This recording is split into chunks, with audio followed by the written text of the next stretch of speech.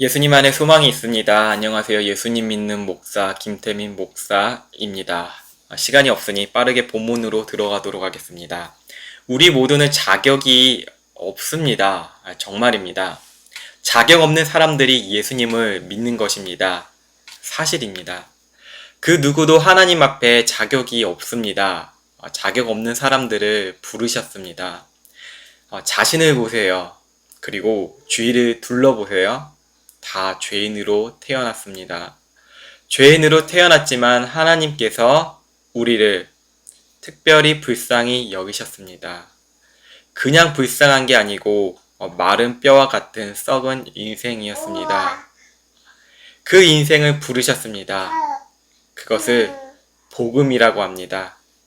가끔 기독교인들 중에 자신이 예수님을 선택했다는 뉘앙스로 말을 합니다. 본인 자신이 예수님을 믿었다고 의수되기도 하죠. 그것은 자신을 위해서 예수님을 믿는 것입니다. 나 때문에 가족들이 구원받았다. 내가 기도를 해서 저 사람이 구원을 받았다. 그래서 삶의 내용은 자기 자랑과 자기 뜻이 이루어지길 바라는 하나의 종교로서 믿는 것입니다. 바울 사도는 고린도 교회에 복음을 전했습니다. 고린도 교회는 복음을 들었습니다. 시간이 흘러져 예배가 타성으로 졌습니다. 믿음이 습관화 되어버립니다. 교회 직분이 권력이 되어버렸습니다. 서로 분쟁하였죠. 정치적인 싸움을 하였죠. 그들의 해결 방법은 법정으로 가는 것일까요?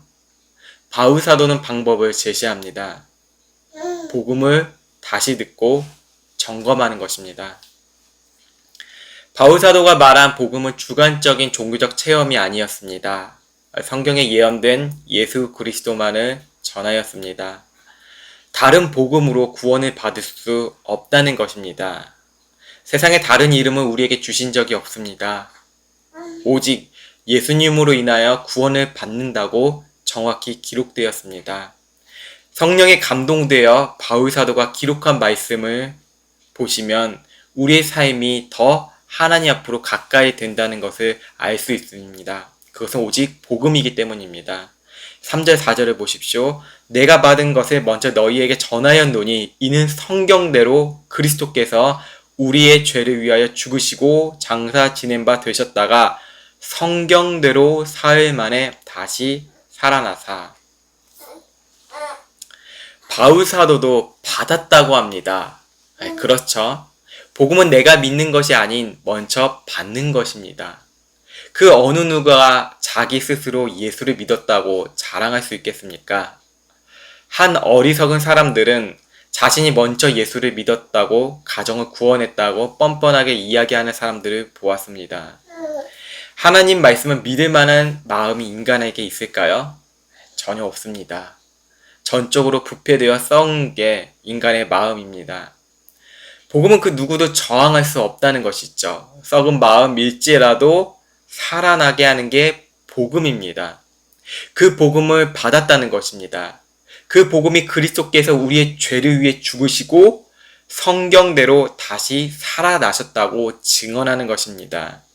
중요한 것입니다. 중요한 것은 성경대로입니다. 바울 사도는 성경대로 2번 반복하였습니다. 강조하는 것이죠.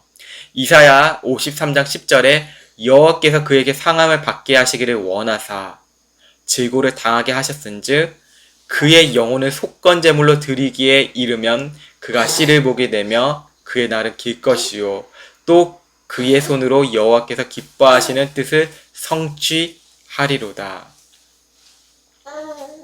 성경대로 죽으시고 다시 살아나시는 사람은 단 한 분, 예수님밖에 없습니다. 우리는 알고 있죠. 모든 사람이 죽는 것을 알고 있죠. 지금도 죽는 사람이 많습니다. 어제는 살아있는데 오늘 고인이 되신 분들 한두 분이 아니시죠. 난 한 10년, 20년, 30년 더 살 것 같았었는데 일주일도 안 돼서 고인이 되신 분들 참 많습니다. 한 사람도 예외가 없습니다. 지금 설교하고 있는 제 자신도 내일 일을 장담하며 살 수 없습니다. 예수님도 고난을 받으시고 십자가에 못 박혀 죽으셨습니다. 그 후에 사람들과 같이 무덤에 안치 되셨습니다. 예수님을 죽인 자들과 예수님을 따르던 자들도 모든 게 끝났다고 생각을 하였습니다. 인간이 경험하고 생각하는 한계였다는 것이죠. 인간이 경험과 생각의 한계는 합리성을 추구합니다. 야, 예수님 십자가에 못 박혀 죽으셨대. 이제 끝이지. 그들의 생각에는 끝이었습니다. 그들의 끝에는 소망이 없다는 결론이 도출되게 되는 것이죠. 하나님의 뜻은 무엇이죠? 말씀이 이루어지는 것입니다. 하나님께서는 시작이시면 끝이십니다. 자신을 그렇게 드러내셨습니다. 시작과 끝이라고 말씀하신다는 것은 전능하시다는 것을 뜻합니다. 전능하심에는 완전한 것도 담겨져 있습니다. 전능하시고 완전하신 하나님은 그 주권은 절대적입니다. 우리가 하나님을 묵상하면 묵상할수록 경외할 수밖에 없는 것입니다.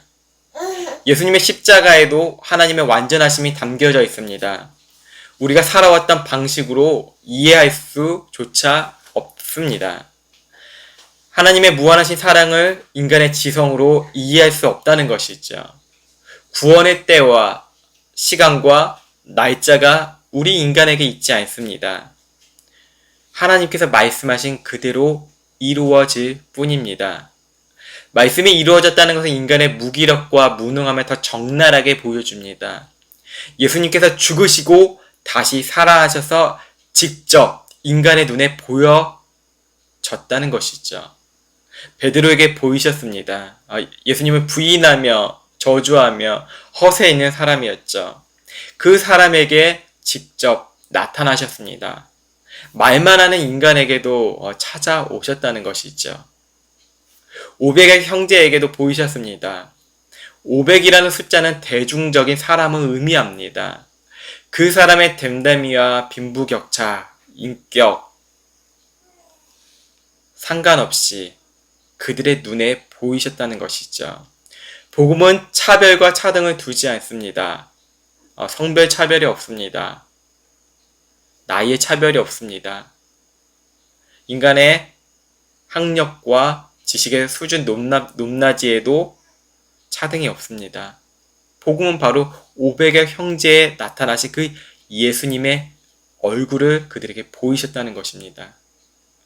야고보는 예수님의 동생이죠. 예수님의 형제들은 못 믿었죠. 예수님이 미쳤다고 형제들은 생각을 하였습니다. 형제들은 당연히 예수님이 다시 살아날 것이라는 것을 생각조차 못하였죠. 야고보는 형의 죽음을 슬퍼했습니다. 가족으로서 슬퍼했다는 것이죠. 하지만 형이 다시 살아나 눈앞에 있다는 것을 보고 야고보에게는 충격적일 수밖에 없습니다. 자, 보십시오. 우리는 가족들이 언제 이제 이 세상을 떠날까 마음의 조바심이 생기죠.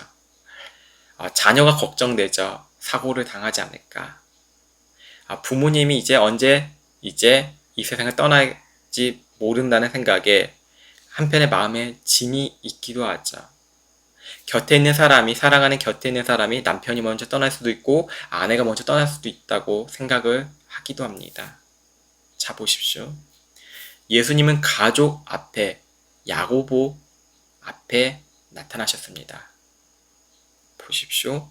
하나님 나라, 그 가족, 하나님 나라의 패밀리는 다시 살아난다는 소망이 있습니다. 여러분, 하나님 나라가 다시 살아난다는 그 소망이 있는데 우리가 그 하나님 나라가 이 땅에 이루어지기 간절히 소망해야 된다는 것이죠. 그렇다면 가족의 회복은 인간의 심리학적으로 있는 게 아니죠. 어디에 프로그램이나 어디 유능한 사람의 말을 들음으로 통해서 가족이 회복되지 않습니다. 하나님 나라가 우리 가족에게 임할 때, 소망이 임할 때 가족은 회복됩니다. 이 사실을 기억하십시오. 우리의 회복은 돈을 많이 벌어서 너무나 건강해져야지 거기에 있다는 것이 아닙니다. 하나님 나라 본질이 회복될 때 여러분의 삶의 가족은 회복될 것입니다. 여러분의 공동체가 회복된다는 것을 야고보에게 나타나신 예수님을 보면 알 수가 있죠. 그리고 바울 사도는 자신에게 마지막으로 보이셨다고 하셨습니다. 이것은 설교 본문의 마지막을 장식하는 것과 같습니다. 하나님의 원수에게도 보이셨습니다. 그는 종교인이었습니다. 바울 사도입니다. 율법과 도덕적으로 바르게 살려고 했던 사람입니다. 열심히 노력하고 좋은 사람이 되려고 했던 사람이 바울이었습니다. 엘리트주의가 있는 사람이죠. 그는 최선을 다해서 열심히 살았습니다. 야, 열심히 살아야지. 열심히 살아서 장사에 사업에 성공해야지. 열심히 살아서 승진해야지. 열심히 살아서 좋은 대학 가야지. 열심히 살아야지. 열심히 다 살잖아요. 그리고 행동해야 된다고 세상은 이야기하잖아요. 예수님을 믿는 사람을 잡아다가 공로를 인정받으는 사람이 바로 바울 사도였습니다. 자기 자신을 위해서 살았다는 것이죠. 수많은 그리스도인들에게 바울은 상처를 주었죠. 그런 그에게도 예수님이 나타나셨습니다. 하나님의 원수도 변할 수 있게 한다는 것이 바로 복음입니다. 자격 없는 이 사람을 흔히 이야기하죠. 이 쓰레기 같은 사람, 이 갈아 마셔도 시원치 않은 사람에게도 나타났다는 것이죠. 우리 모두 하나님 앞에서 원수였습니다. 그 원수되었던 우리에게도 복음을 듣게 귀를 열어주셨습니다. 복음을 받을 수 있게요. 그 원수였던 바울 사도가 하나님의 사도로 부르심을 받았죠. 바울 사도는 자신이 가장 하찮고 작은 자라고 고백합니다. 만삭되지 못한 자가 태어난다는 것은 연약하다는 것이죠. 아이가 온전하게 그 날을 채워야 되잖아요. 뱃속에 있는 엄마의 날 채워야 되잖아요. 너무 길게 있는 것도 문제지만 빨리 낳는 것도 문제가 되죠. 아주 연약하게 태어나서 인큐베이터에 들어가게 되죠. 자신 그렇게 연약한 존재라고, 그렇게 힘이 없는 존재라고 바울 사도는 고백합니다. 자신이 하찮고 작은 사도라는 것이죠. 자신이 과거에 한 일이 있죠. 그 일들을 행하였는데 어떻게 예수님께서 나에게 나타나셨지? 그게 바로 하나님의 주권이고 하나님의 은혜라는 것입니다. 그는 자기가 사도라고 부름을 받는 것이 그 직분을 받을 수가 없다고 말합니다. 원수자였으면 핍박자였죠. 원수 같은 놈을 용서하시고 하나님의 일꾼으로 사도로 부르셨다는 것이죠. 그것을 은혜라고 합니다. 자격 없는 원수와 같은 사람이 예수님을 믿을 수 있는 복음을 받았다는 것이죠. 복음을 받았고 은혜를 받은 바울 사도는 하나님께나 그리스도인들에게나 죄송하고 미안한 마음이 늘 있었겠죠.